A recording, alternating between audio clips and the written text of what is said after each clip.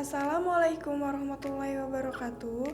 Perkenalkan, kami dari siswi Madrasah Alia 5 Cikarang Barat akan mempresentasikan materi tentang unsur transisi periode 4. Kami kelompok 6 yang beranggotakan Danisa Nur Fadilah, Hayatun Nafisa, Mustika Dalima Setra, Nabila Cahyani Fitri, Konitatus Salihah, Zakiyatun Nur Khalilah. Saya akan menjelaskan tentang mengenal unsur transisi periode 4. Yang pertama adalah unsur-unsur, kedua pelimpahan unsur di alam, ketiga sifat kimia, keempat sifat fisika, kelima kereaktifan, keenam kelarutan, dan ketujuh reaksi dari masing-masing unsur. Selanjutnya unsur-unsur transisi periode 4. Yang pertama Sc scandium, yang kedua Ti titanium, ketiga Cr krominium, keempat V vanadium, kelima Mn mangan, keenam Fe besi, 7 Co konsen, 8 Ni nikel, 9 Cu tembaga, 10 Zn zen.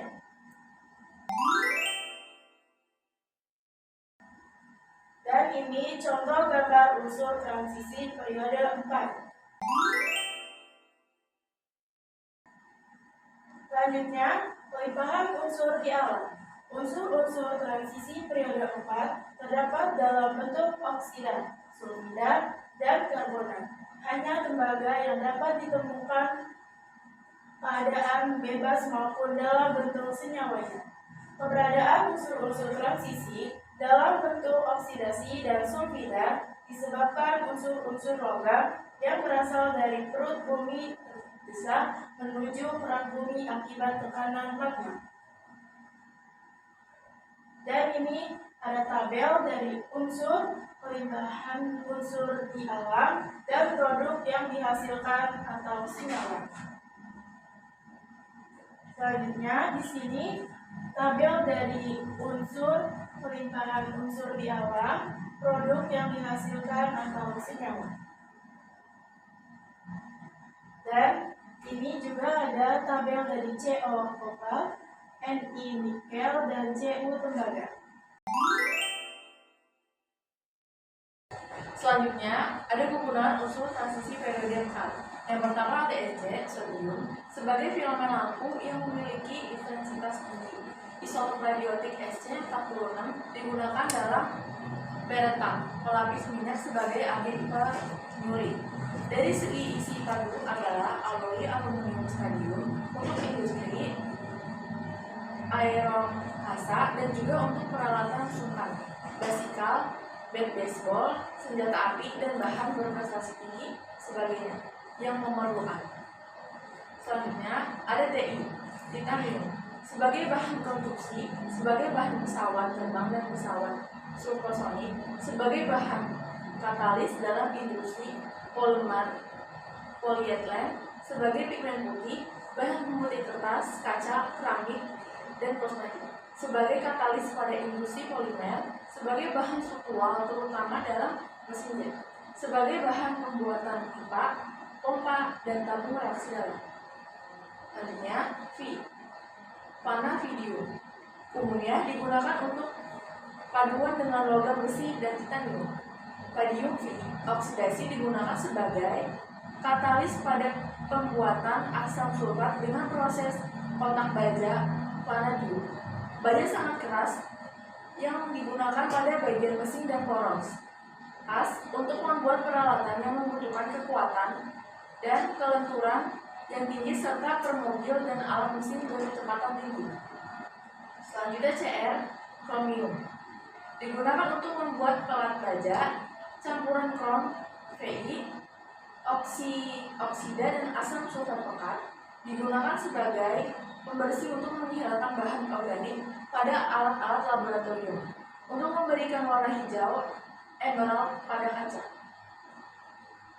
Digunakan sebagai katalis, campuran kromium, oksidasi dan asam sulfat pekat menghasilkan larutan pembersih yang dapat digunakan untuk mengeluarkan zat organik yang menempel pada alat-alat laboratorium dengan hasil yang sangat bersih, tetapi larutan ini bersifat karsinogenik, menyebabkan penyakit kanker.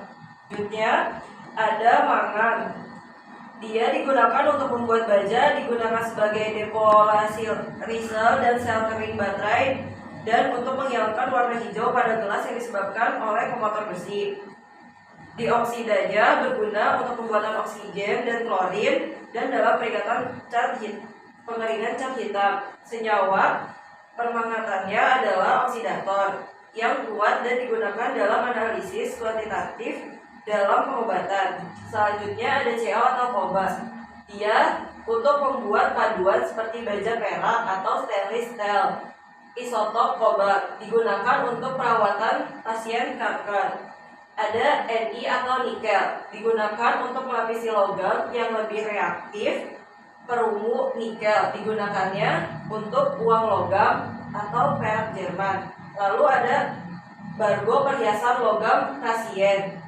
Dan ada pembuatan aloil, baterai elektro, dan keramik atau pelapisan besi per nikel. Selanjutnya ada Cu atau tembaga. Ia digunakan sebagai penghantar listrik, misalnya untuk kabel dan listrik. Yang terakhir ada Zn atau zinc, digunakan sebagai campuran Cu yang menghasilkan kuningan. Selanjutnya ada sifat khas. Sifat khas ini memiliki 10. Yang pertama, unsur-unsur transisi bersifat logam omaka sering disebut dengan logran. Kedua, bersifat logam, maka mempunyai bilangan oksidasi positif dan pada umumnya lebih dari 1. 3, banyak diantaranya Ar membentuk senyawa kompleks. 4, pada umumnya senyawanya berwarna. 5, beberapa diantaranya dapat digunakan sebagai katalisator. 6, titik didih dan titik leburnya sangat tinggi. 7, mudah dibuat lempengan atau kawat dan mengkilap. 8, sifatnya makin lunak dari kiri ke kanan. 9, dapat menghantarkan arus listrik. 10, persenyawaannya dengan unsur lain mempunyai oksida positif. Dan ini contoh warna senyawa unsur transisi dari periode 4. Ada bilok unsur dari Sc, Ti, V, Cl, Mn, Fe, Co, Ni, Cu, dan Zn. Jadi sifat magnetik. Ada beberapa sifat magnet dari unsur-unsur transisi. Di antaranya ada diamagnetik. Diamagnetik itu adalah unsur yang bersifat tidak dapat ditarik oleh medan magnet. Jadi dia tuh nggak bisa ditarik sama magnet karena semua elektron di dalamnya itu bulatannya sempurna. Lalu yang kedua ada paramagnetik. Ini tuh bisa ditarik oleh magnet. Yang sebelumnya itu dia magnetik kan karena atomnya sempurna itu dia jadi nggak bisa ditarik oleh magnet. Tapi kalau yang paramagnetik ini dia bisa karena elektronnya ini tidak berpasangan dalam orbitalnya. Yang ada jadi sifatnya paramagnetik ini sangat kuat, maka disebut ferromagnetik. Lalu ferromagnetik itu adalah sifat paramagnetik yang sangat kuat di mana unsur dapat memiliki magnet permanen. Ini terjadi ketika sejumlah besar momen magnetik elektron tidak berpasangan selaras dengan medan magnet. Contohnya seperti besi, kobalt, dan nikel. Pada umumnya logam transisi periode keempat ini memiliki elektron yang tidak berpasangan pada orbital D, sehingga kebanyakan dari mereka bersifat paramagnetik. Selanjutnya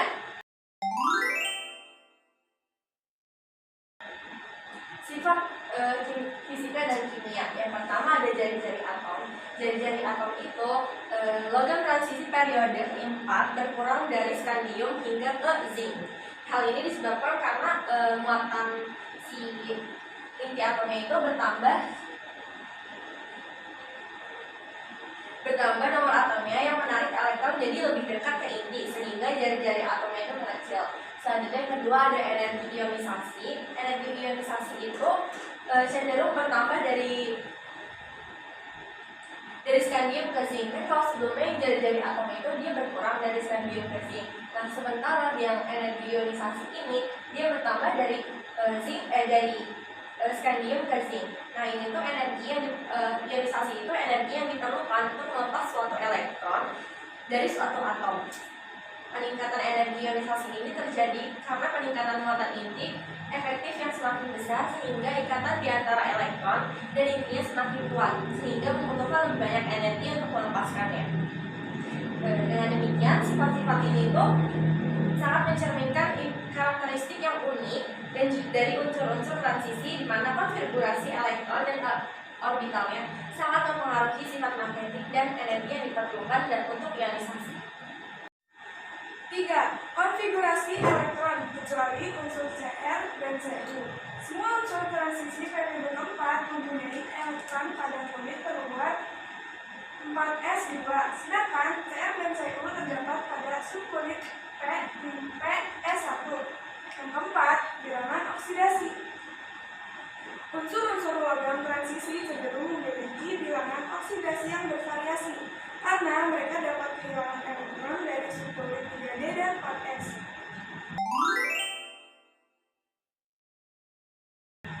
Selanjutnya ada reaktifan. Reaktifan unsur logam transisi periode keempat bervariasi tergantung pada kecenderungannya untuk bereaksi dengan oksigen, air, atau zat kimia lainnya. Berikut adalah sifat ketahanan terhadap korosi dan reaktivitas beberapa unsur logam transisi. Yang pertama, Ti, tahan korosi. Sering digunakan dalam aplikasi yang memerlukan ketahanan terhadap lingkungan yang keras. Yang kedua, vanadium, tahan korosi, sering digunakan dalam aduan baja. Yang ketiga, Cf. Kromium, sangat tahan korosi, menjadikannya elemen utama dalam semi-steel. Mn lebih reaktif dan cenderung membentuk senyawa oksida. Lanjut, 5. Fe reaktif. Fe cukup reaktif dan dapat berkarat ketika bereaksi dengan air dan oksigen. Yang keenam, Co, kobalt, tahan korosi, digunakan dalam berbagai paduan. Yang ketujuh, Ni, tahan korosi, juga digunakan dalam paduan semi-steel. Ada pelarutan. Logam transisi periode keempat dalam larut dalam berbagai jenis asam berikut adalah pelarutan masing-masing unsur dalam asam tertentu. Pertama, ada titanium atau enggak Ti, larut dalam asam klorida panas HCl dan asam fluorida HF. Yang kedua, ada vanadium V, larut dalam asam nitrat HNO3, asam fluorida HF, dan asam sulfat pekat H2SO4. Yang ketiga, ada kromium Cr, larut dalam asam klorida encer HCl dan asam sulfat encer H2SO4. Yang keempat, ada mangan Mn, larut dalam asam klorida encer HCl dan asam sulfat encer H2SO4. Yang kelima, ada besi Fe, larut dalam asam klorida encer HCl dan asam sulfat encer H2SO4. Yang keenam, ada kobalt Co, larut dalam asam klorida encer HCl. Yang ketujuh, ada nikel Ni, larut dalam asam klorida encer HCl dan asam sulfat encer H2SO4. Selanjutnya ada reaksi unsur logam transisi dengan asam. Sebagai besar, unsur transisi periode keempat dapat bereaksi dengan asam kuat sebagai asam klorida HCl dan menghasilkan gas hidrogen H2. Namun terdapat beberapa faktor yang mempengaruhi reaksi ini. Yang pertama, pembentukan lapisan oksida pada logam transisi tertentu, terutama kromium Cr, terbentuk lapisan oksida pada permukaan logam yang bersifat inert, misalnya Cr2O3. Lapisan oksida ini bertindak sebagai penghalang yang melindungi logam dari reaksi lebih lanjut dengan asam sehingga reaksi berlangsung lebih lambat atau bahkan sulit terjadi meskipun kromium memiliki potensial standar reduksi yang negatif.